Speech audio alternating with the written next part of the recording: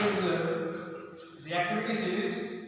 देखिए बेटा reactivity series क्या होता है, लिस्ट होती है मेटल्स की, जिसके अंदर जो मेटल्स हैं उनको हम अरेंज करते हैं according to their decreasing order of reactivity. तो it is a list, it is a list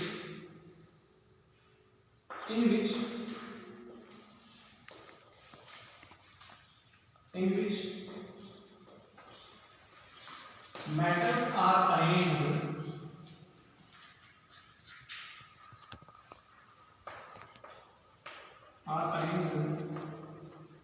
according to their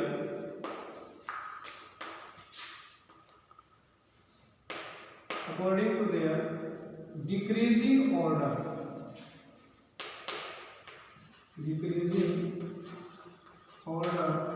of reactivity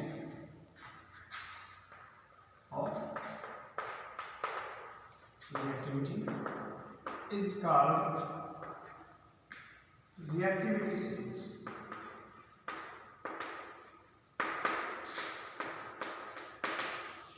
ठीक है, रिएक्टिविटी सीरीज क्या होती है, एक ऐसी लिस्ट होती है जिसके अंदर जो मेटल्स हैं वो रखे जाते हैं, उनको पुट किया जाता है, अरेंज किया जाता है उनको उनके घटते हुए रिएक्टिविटी ऑर्डर के हिसाब से। ठीक है, जैसे हम एग्जांपल लेते हैं sodium, potassium, calcium, magnesium, aluminium, zinc. Aluminium के बाद लेड होता है, लेड के बाद जिंक होता है, जिंक के बाद फेरस होता है। ठीक है, फेरस के बाद जो है आपका कॉपर। ठीक है, और कॉपर के बाद जो आपका मरकरी, सिल्वर और गोल्ड। ये आपकी एक मैंने ऑर्डर लिखा है। ये जो मेटल्स होती हैं ये मोस्ट रिएक्टिव होती है। क्या होती है? Most reactive. ये जो आपकी मेटल्स होती है वो क्या होती है? लेस। क्या होती है? लेस। आपने गोल्ड को देखा होगा, गोल्ड को कभी भी जो है रस्ट नहीं लगता, उसको जंग नहीं लगता।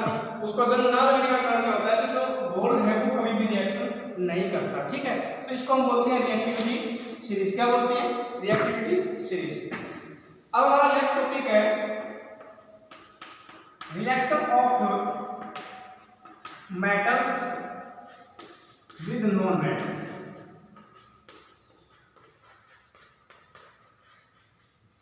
Reaction of metals with non metals हमारा टॉपिक है। तो मेटल्स जो है नॉन मेटल्स के साथ किस प्रकार से रिएक्शन करते हैं। जैसे मैंने मेटल्स में एग्जांपल लिया है सोडियम का। किसका लिया है? सोडियम का। नॉन मेटल का मैंने एग्जांपल लिया है किसका? क्लोरीन का। ठीक है, तो देखिए सोडियम के अंदर जो एटॉमिक नंबर है सोडियम का वो 11 है। इसके अंदर नंबर ऑफ जो इलेक्ट्रॉन्स है वो कितने? 11 है। बट इसका chlorine number of electron is 17। Sodium में कितने इलेक्ट्रॉन है? 11। क्लोरीन में कितने हैं? 17। ठीक है, तो देखिए कोई भी मेटल और नॉन मेटल्स जो है उसके पास क्या होता है? एक वैलेंस शेल होती है। क्या होती है? वैलेंस शेल होती है। वैलेंस शेल किसको बोलते हैं? Valence shell it is the outermost shell.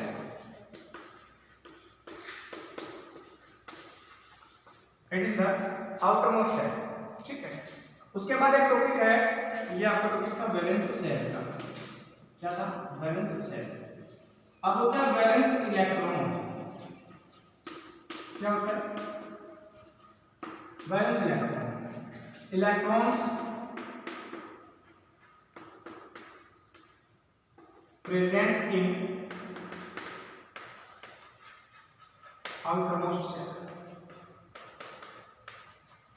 Outermost shell के अंदर जो इलेक्ट्रॉन्स प्रेजेंट होते हैं उसको हम क्या बोलते हैं? Valence electron.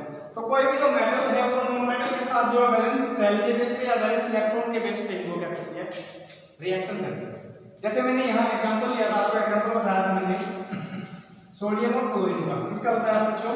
सोडियम और क्लोरीन का। तो देखिए सोडियम एटॉमिक नंबर बताया मैंने आपको 11। क्लोरीन एटॉमिक नंबर बताया मैंने आपको 17। तो फर्स्ट सेल के अंदर 2 इलेक्ट्रॉन, सेकंड सेल के अंदर 8 इलेक्ट्रॉन, थर्ड सेल के अंदर क्या है? 1 इलेक्ट्रॉन। तो जिस सेल के अंदर 1 इलेक्ट्रॉन है वो इसकी क्या है? आउटरमोस्ट सेल यानी कि वो इसकी क्या है? वैलेंस सेल है। और ये जो इसके अंदर एक जो इलेक्ट्रॉन है वो इसका क्या है? वैलेंस इलेक्ट्रॉन है। दूसरा जो टॉपिक है वो क्या है, क्लोरीन। क्लोरीन के अंदर फर्स्ट सेल के अंदर 2 इलेक्ट्रॉन, सेकंड के अंदर 8, थर्ड सेल के अंदर क्या है 7 इलेक्ट्रॉन। अब एक बात देखिए आप यहाँ पे, यहाँ सोडियम को 1 इलेक्ट्रॉन छोड़ना आसान होगा या क्लोरीन को 1 इलेक्ट्रॉन देना, सॉरी 7 इलेक्ट्रॉन छोड़ना आसान होगा। यानी कि अगर ये 1 इलेक्ट्रॉन क्लोरीन को देता है, ये इजीली हो सकता है, या क्लोरीन इसको 7 इलेक्ट्रॉन दे, वो इजीली हो सकता है। आई थिंक तो मेरे हिसाब से तो 1 ही इलेक्ट्रॉन जो वो इजीली दे सकता है इसको, ठीक है। तो अगर मान लीजिए सोडियम के पास आउटर मोस्ट शेल में 1 इलेक्ट्रॉन है, मैंने इसको डॉट से रिप्रेजेंट कर दिया मैंने इसको। क्लोरीन के पास आउटर मोस्ट शेल में जो है 7 इलेक्ट्रॉन है, जिनको मैंने क्रॉस के द्वारा रिप्रेजेंट कर दिया, ठीक है। तो सोडियम क्या करेगा, सोडियम के पास 2 8 1 इलेक्ट्रॉन है, सोडियम क्या करेगा Na पॉजिटिव प्लस 1 इलेक्ट्रॉन को लॉस कर देगा। सोडियम क्या कर देगा भाई, सोडियम था Na पॉजिटिव 1 इलेक्ट्रॉन लॉस कर दिया, तो यहाँ जो लॉस करने के बाद 1 इलेक्ट्रॉन छोड़ने के बाद यहाँ आउटमोस्ट सेल में कितने इलेक्ट्रॉन हो गए, 8 इलेक्ट्रॉन हो गए। इसकी वजह से क्या होगा, इसकी जो आउटमोस्ट सेल में फुलफिल होगी according to two n square formula, according to formula of two n square where n is the number of shells, ठीक है। दूसरा क्लोरीन क्या करता है, क्लोरीन मान लीजिए क्लोरीन के पास 2 8 7 इलेक्ट्रॉन है, आउटमोस्ट सेल में कितने इलेक्ट्रॉन है 7 इलेक्ट्रॉन। अगर ये 1 इलेक्ट्रॉन को गेन कर लेते हैं तो ये क्या हो जाएगा Cl। तो यहाँ से इसके बीच में जो रिएक्शन है वो कैसे होती है वो देखो, यहाँ से जो रिएक्शन होती है वो कैसे होती है। सोडियम के पास 1 इलेक्ट्रॉन था आउटरमोस्ट सेल में, क्लोरीन के पास 7 इलेक्ट्रॉन थे आउटरमोस्ट सेल में।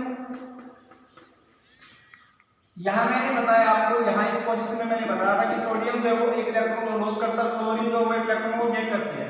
तो सोडियम ने 1 इलेक्ट्रॉन इसको डोनेट कर दिया, डोनेट करने के बाद क्या हो जाएगा Na पॉजिटिव और Cl 2 इलेक्ट्रॉन ये थे 4 6 1 इलेक्ट्रॉन सोडियम की क्या देगी, ठीक है। तो इस प्रकार से देखो यहाँ से आयनों का ट्रांसफर हुआ है, इलेक्ट्रॉन का ट्रांसफर हुआ है, क्या हुआ है इलेक्ट्रॉन का ट्रांसफर हुआ है। 1 इलेक्ट्रॉन लॉस करके क्लोरीन ने लिया है, सोडियम से 1 इलेक्ट्रॉन लिया, ठीक है। तो इनके बीच में एक बॉन्ड बनता है, क्या बनता है बॉन्ड। इस बॉन्ड को हम आयनिक बॉन्ड या इलेक्ट्रोवैलेंट बॉन्ड बोलते हैं, क्या बोलते हैं इलेक्ट्रोवैलेंट, ठीक है। तो इलेक्ट्रोवैलेंट बॉन्ड होता है वो आप कैसे लिखेंगे, the bond forms, electrovalent bond क्या होगा आपका, the bond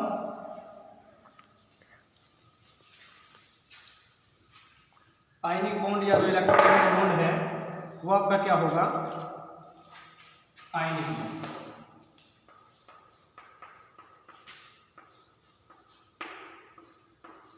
The bond formed due to transfer of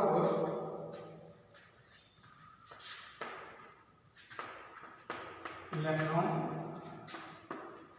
from metal to non-metal।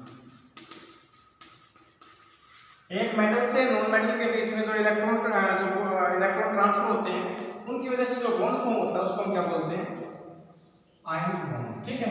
और those compound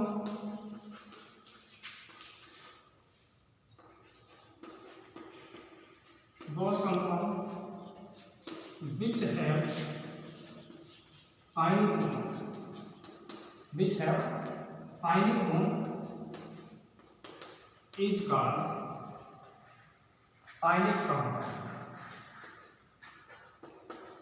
ionic compound, or electrovalent compound।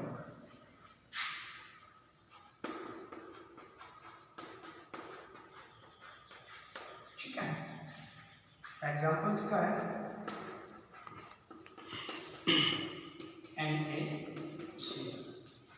ठीक है बच्चा, ये बात आई समझ में आपको, ठीक है, इट्स ओके, थैंक यू।